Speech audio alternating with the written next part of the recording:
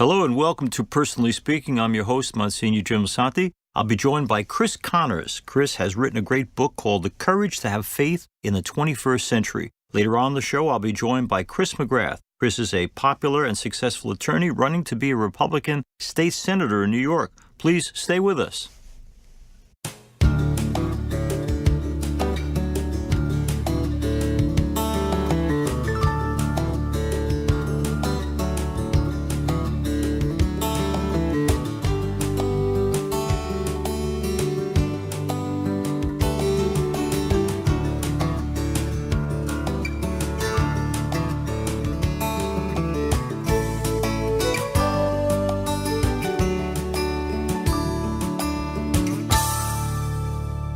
Hello and welcome to Personally Speaking. I'm your host, Monsignor Jim Lisante, and Chris Connors joins me now. Chris is a business consultant who has written a book called The Courage to Have Faith in the 21st Century. His book focuses on faith in yourself, faith in your God, faith in others, and why all three of these are virtues that are really important. Chris lives in Atlanta with his wife and 20-month-old son, and I'm so pleased now to welcome him to Personally Speaking. Here is Chris Connors.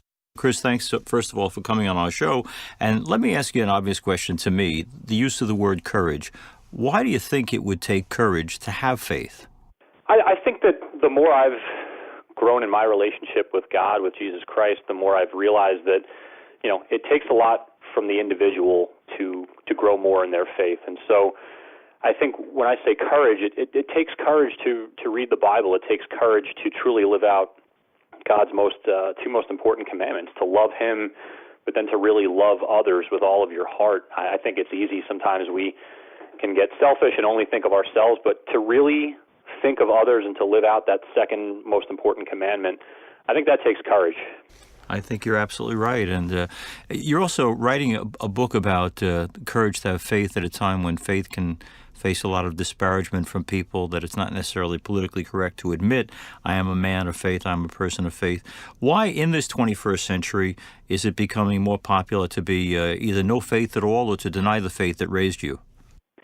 Yeah, that's a great question. I think a lot of what we see in the media is that it is politically expedient or politically correct to live a life without faith. And I think that I look back at my life and even growing up and think about how fearful both I was and people that I grew up with about really expressing their faith. And it wasn't until I got older and met people in different parts of the country through my jobs and through my schooling that, you met a lot of people that really had a very strong belief in God. And that made me realize, why are we living with so much fear and why are so many people, I think namely Catholics, but Christians as a whole, afraid to talk about their faith more openly. And I think that once that kind of cracks, you develop a lot more confidence. And I think you just start to worry a little bit less about what other people think.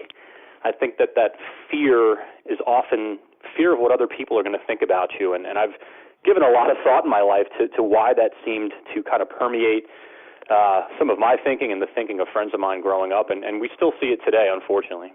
We're talking with Chris Connors about the courage to have faith in the 21st century. Maybe a parallel to what you're saying, Chris. I'm thinking that when I interview actors or athletes or anybody of note, I'll very often ask them about their personal relationships, their wife, their children, and they're effusive in talking about why they love them and how much they mean to them and how their life has changed because of the wife or the husband or the child. And I think to myself, you want to hope that a relationship with God is like a love relationship. So why then, to the same people, when I say, tell me about your faith or your God, I don't talk about that in public because I don't want to impose my point of view on others. They see it as something to be reticent about, where they'll speak about love when it comes to their wives, their children, but they don't speak about it with the other love of their life, which is God. Why is it? Who's behind this, Chris, that we're shy about talking about one of the underpinnings of our very being? It's a great question, and it is something that I definitely write about, definitely talk about in my book, and I've spoken about at some local churches as I kind of continue to get the message out of my book and just my message in general. I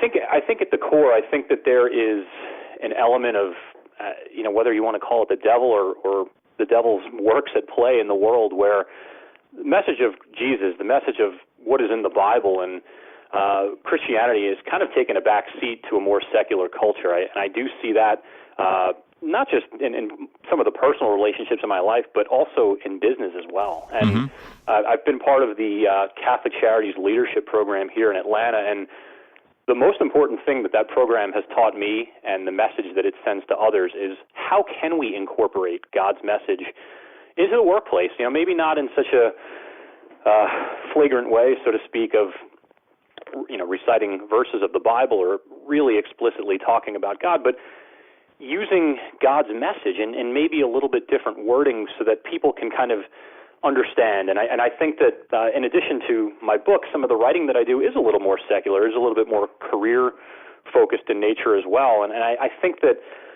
someone had pointed out to me in one of the articles that I had written on LinkedIn that there's a way to get a Catholic and Christian message across without always really explicitly necessarily referencing God or Jesus Christ or the Bible. And I think that the more we can do that as Catholics, the more we can bring other people to faith. Even if it's in a subtle matter, it's the kind of thing that I think subconsciously sits with people, and they realize that we are exhibiting many of the virtues that Jesus would want us to share with others. Chris, you obviously were given your faith. It was passed to you. The seed was planted by your parents. You now are a young dad with a new child, relatively new child. I'm wondering, what did your parents do right in terms of sharing the faith with you, and how, from what you learned from them, can you be a dad who also plants the seed of faith in your son?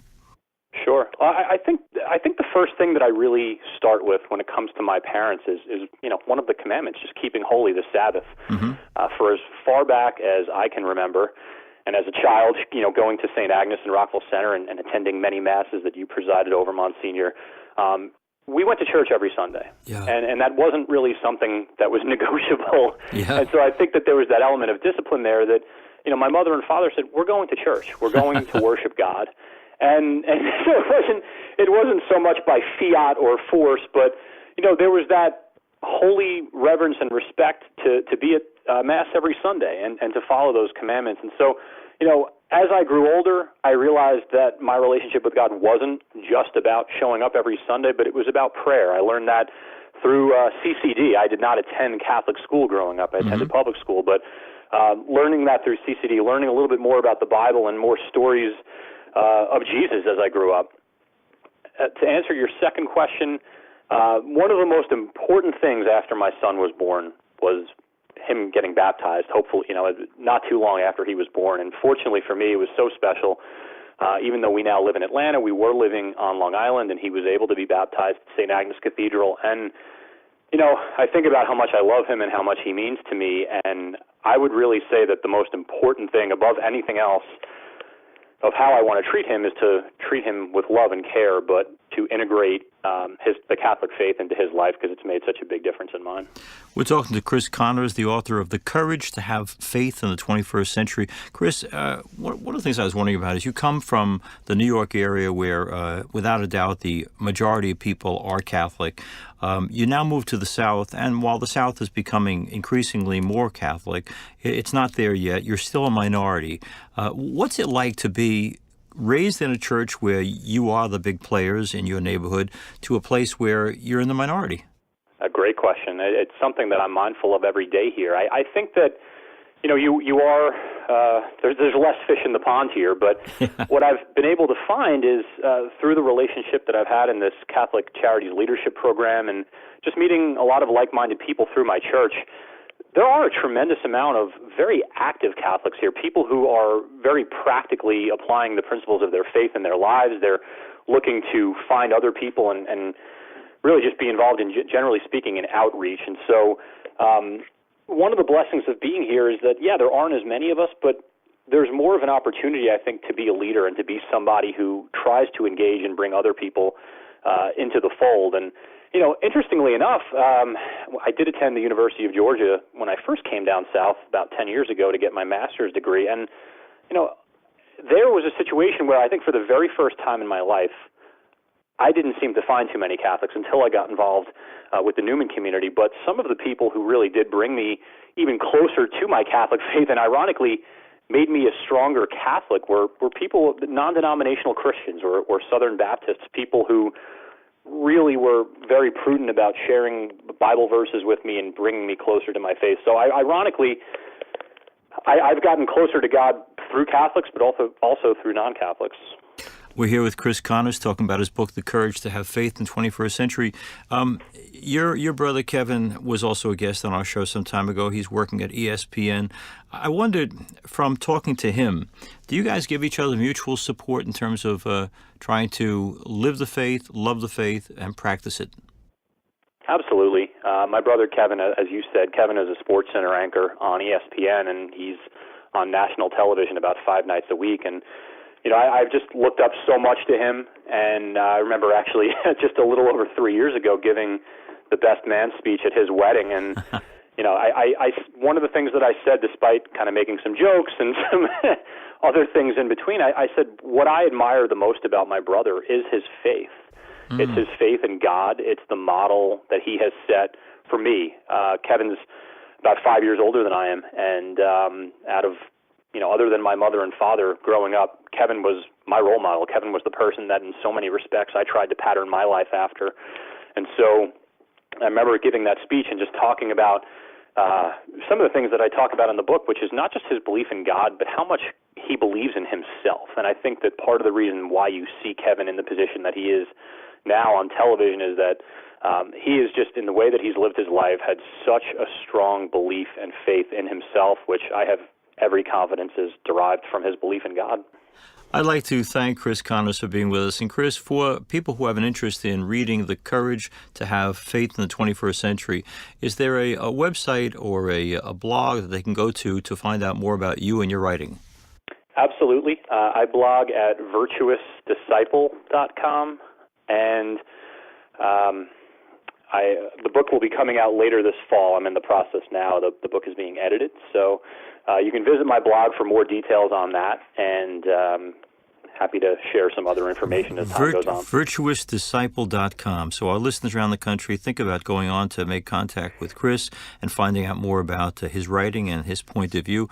I want to thank him. He has a regular day job and a family to raise and a wife to care for, but he loves his faith and has deepened his faith and wants to share his journey with others. The courage to have faith in the 21st century is the handiwork that's come from that search. I thank Chris for sharing himself with us today on Personally Speaking, and wish him great success in getting out the message of the courage it takes to have faith in the 21st century. Chris, thanks so much for being with us.